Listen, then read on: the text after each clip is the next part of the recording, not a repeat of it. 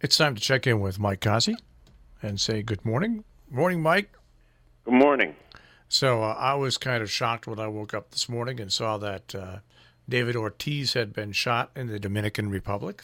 Did you see the footage? No.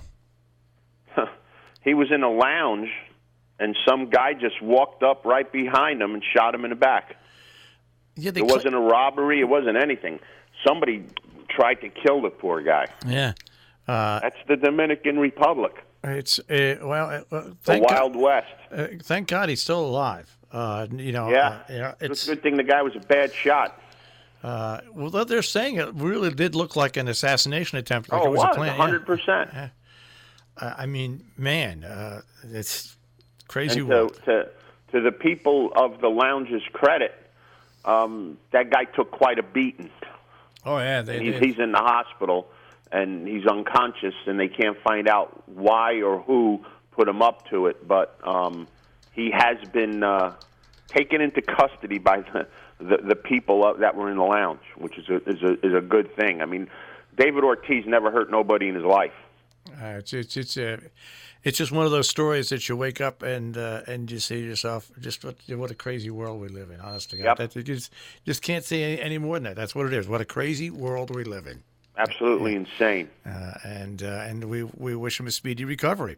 Absolutely. And you know, it's funny. I've gotten into a habit of watching in the evening now. Instead of spending a lot of money on movies, I put on the Major League Baseball network. Mm-hmm. And Pedro Martinez was one of the commentators that was on last night, and he's fun to watch. He's good. Fun to watch and very good for young people to learn something from. But when you look back at the Red Sox team that had people like Ortiz and Pedro Martinez, and you think of Louis Tiant, all the personalities that they had that were on that team at one time or another, it just, you talk about the Yankees, and I'm a Yankee fan, and the Yankees do have, don't get me wrong, classic personalities that have been on their team. But the Red Sox are no slow shakes there either. Had many big names on that team. Big names, fun names on that team as well. So, we wish the best for David Ortiz, obviously. And the next story was, it kind of looks like the Bruins have a good shot back at the Stanley Cup. Yeah, this looks like the Devils flop back when we said it. My friends and I, they're hockey fans. When we were at the Belmont on Saturday, we were talking about it. And last night was a must-win game for St. Louis because they're not going to win a Game 7 in Boston. And Boston took it to them last night. It was a good game that Boston opened up late. They wouldn't break. They stood pat, played a really good game last night. Tuukka Rask played a great game, and they came away with a 5-1 win, a little more lopsided than the score says. And Game 7 in Boston is just the valley of death that St. Louis is going into. Well, this is what happened when the Devils were up on the Avalanche 3-2 coming home to the Meadowlands to play them. They laid a complete egg, and then they got smacked in Game 7. And that's what I expect to happen to St. Louis on Wednesday night. All right, so there's that. NBA, I think they tee it up again tonight. I think for what could be the final game of that series tonight. Yeah, so much for these people saying Golden State's going to win this real easy, huh? It doesn't look, unless something really weird happens, it doesn't look like they're going to win it at all. Easy or no easy. Before we get to baseball, another story which I first heard about this morning, where officials wanted Santa Anita to shut down, and Santa Anita has resisted. Yeah, it's I don't want to sound bad saying this, but horses do break down, and what's happening lately. Like I said, I don't want to sound bad saying this, is almost normal. They had 2 horses break down this weekend. It happens. The bad part of the period that was taken on at Santa Anita when horses were breaking down in the morning and everything, that's past. Now when these things do happen, and they do happen, you can't go out there with the drums and the tambourines and start singing Kumbaya, close the track. It does happen. If horses are breaking down and getting injured in the morning like it was past, then something needs to be done about it. But just because 2 horses broke down, you don't shut down the racetrack. These are the same people that are saying maximum security shouldn't be taken down because of this and that. well, if Maximum Security and Will of War did clip and Will of War went down and 5 horses went down after him, you might not have had a Preakness and a Belmont. So should Santa Anita close down? Absolutely not. Yeah, well, they're also saying we shouldn't close down because we're still implementing all the changes that we've put into effect. And if you're going to actually look to see if what we've done made a difference, you have to look at the whole racing season and not just cut it short. Well, that's what I said. I mean, when Santa Anita had track issues, which is their fault for not admitting it and not shutting it down sooner at that point, they fixed it. Horses break down. It's an unfortunate byproduct of the racing. And, you don't want to get into that whole ball of wax because if there's no racing, these horses wouldn't exist, period. But it does happen. If it continues to happen during the week, well, even one day, well, then maybe something should be done about it. But horses break down at every racetrack you go to. It's an unfortunate byproduct, and it is what it is. But you shouldn't shut down the track because it doesn't call for it right now. And the meet, they still got 2-3 weeks left in the meet. I mean, where are these owners going to go with their horses?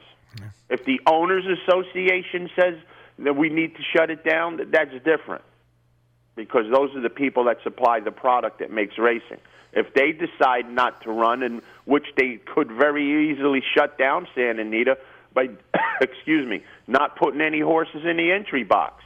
If you don't have any horses to run, you can't run the races. It happened at Delaware Park one day when there weren't enough of horses in the entry box and they had to cancel a day of racing. If the owners decide not to run, well, that's a whole different story. And they, like I said, they just don't enter horses and there'll be no racing. But for whomever to decide Santa Anita has to close because 2 horses broke down, that's not going to happen. All right, and one final thing before we get to baseball. That was a really boring Belmont. Too many favorites. It wasn't a boring Belmont. It wasn't. It wasn't a boring Belmont. It was a surprising Belmont because Belmont was a paved highway all day. Horses that got to the front won. I liked this horse when I did my races on Friday, but the way that the track was playing on Saturday, he was an impossible play because nothing closed. But he did, and he won. I mean, but you look at the races. There were $3 winners, $4 winners, $5 winners, almost pretty much all day. There were some really good performances, though. Like I said, Bricks and Mortar. He broke the track bias, and he ran just a tremendous race, and won very impressively in 1:58 for going the mile and a quarter. That was a great time. The other horse ran a good race. Sir Winston ran a good race, but just to show you how bad it was, Sir Winston won the race, and the one horse, Jovia, who was in the race that should have been about 60-1, ran third, and none of the other horses ran. It was, like I've been saying since January, these 3-year-olds are not that good, and it just showed you in the Belmont that they're not that good when you had a horse like Jovia running third and Sir Winston winning. Sir Winston had a big shot off the Peter Pan race that he ran, but he was running against a huge track bias, and I thought he had no shot. All right, it's always amazing when you see the overhead.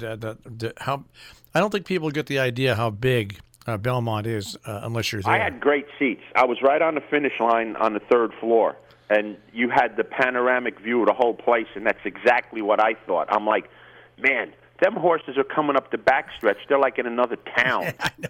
It's a huge track.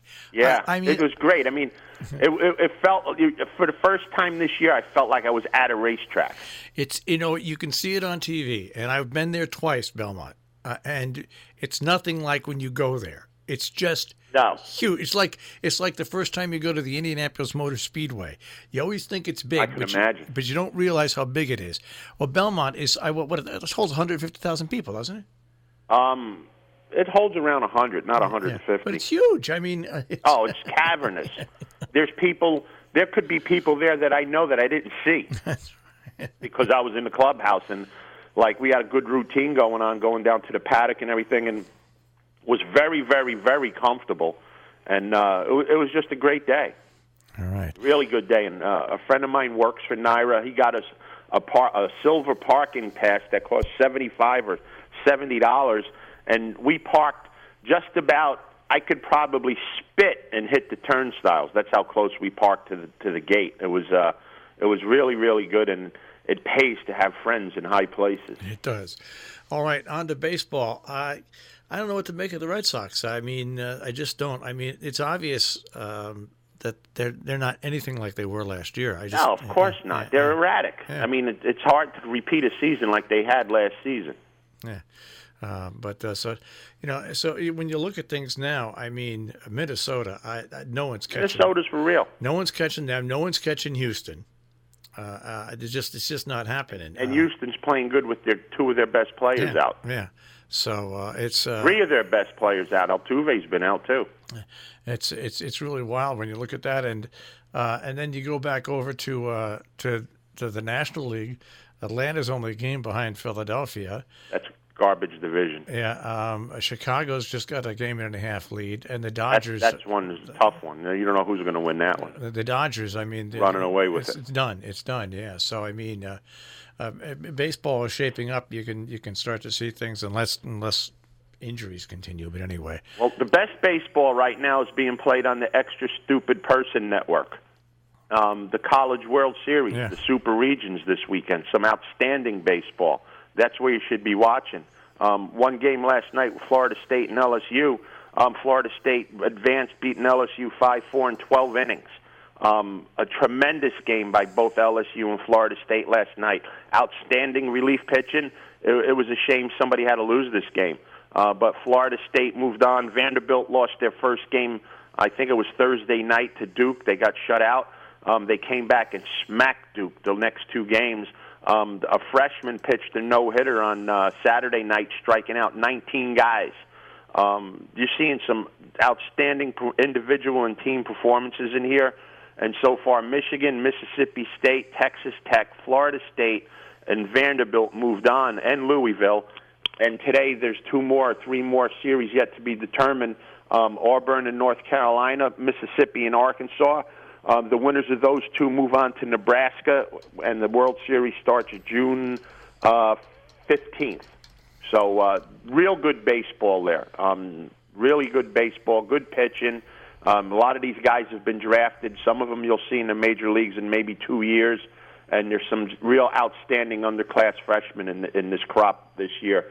Really good baseball. And UCLA, who was the number one ranked team, got knocked off by Michigan. They're gone. That's the beauty of this College World Series. Doesn't matter where you're ranked or who you are, you got to go out and perform. So Michigan beat the number one team, and Florida State, for all the heralded teams they've had going in this, they came in this one unranked, the lowest seed that they've ever been going in, and now they're going into the World Series after knocking off number 4 ranked LSU. So there's some really, really good baseball being played in this College World Series. All right, we're out of time. Hey, we had a lot to talk about. Yeah, there was a lot to talk about this morning. We'll check with you tomorrow and just stay out of those clubs. Well, let me tell you one thing. Belmont, for all the people they had, ran without a glitch. Didn't run out of anything or have any problems. No lines at the windows. That was a finely run-tuned machine on Saturday. All right. Well, I'm glad you had a good time there, buddy. I had such a good time, I want to go again next year. Unless there's a Triple Crown winner, then it'll be packed to the gun hills. Yeah. All right. I'll speak to you tomorrow. Have a great day, guys. Mike Cozzi with the Check on Sports this morning here on the Breakfast Club on Robin Hood Radio.